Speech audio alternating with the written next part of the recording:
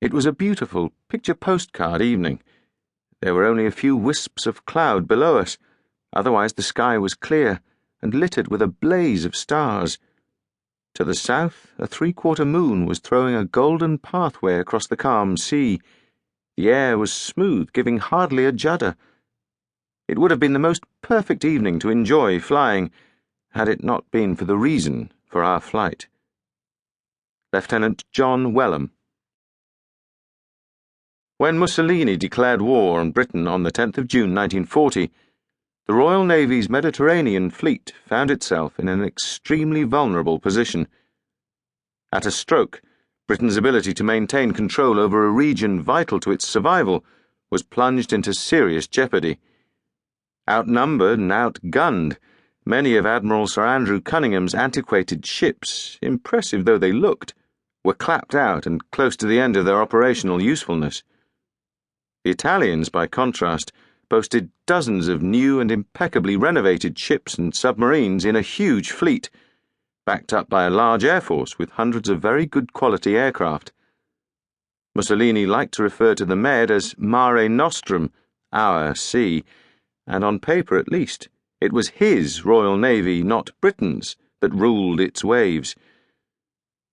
Since Nelson's time, the Mediterranean fleet had been regarded by British admirals as the finest command of them all, but 9 months into Hitler's war, it had become something of a Cinderella service. Most of its best ships had been rushed back to defend home waters. The Dunkirk evacuation had begun at the end of May. The Battle of Britain raged overhead.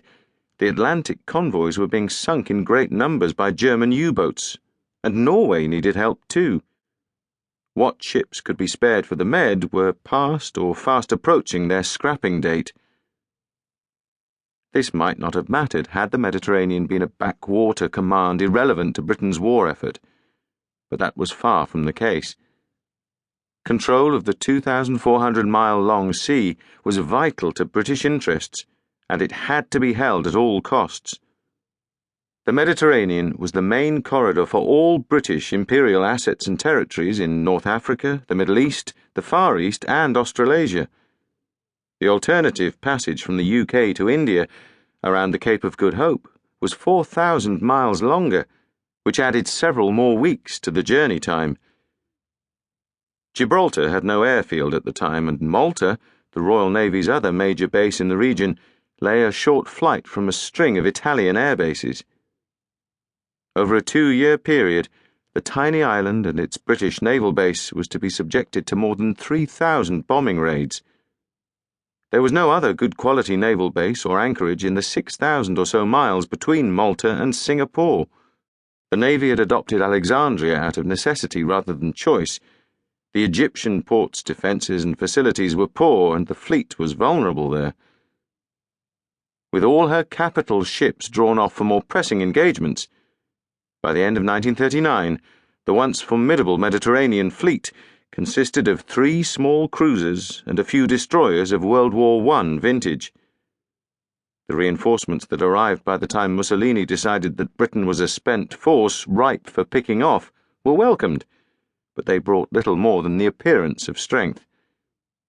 A fleet is only as powerful as its biggest guns, that is, its battleships, and against Italy's 6 modern battleships, only HMS Warspite could hope to hold her own in an old-fashioned slugging match. Possession of just 2 of her modern battleships, supported by its cruiser and destroyer squadrons, would have been sufficient to give the Italians the upper hand in the Mediterranean. Half a dozen of them was a luxury that Britain could only envy and fear.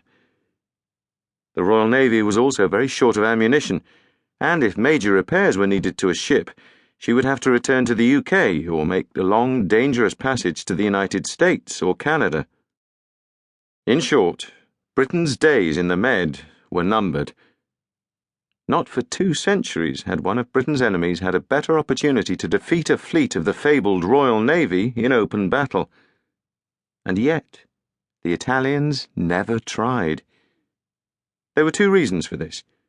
Firstly, and frankly, they simply didn't fancy it.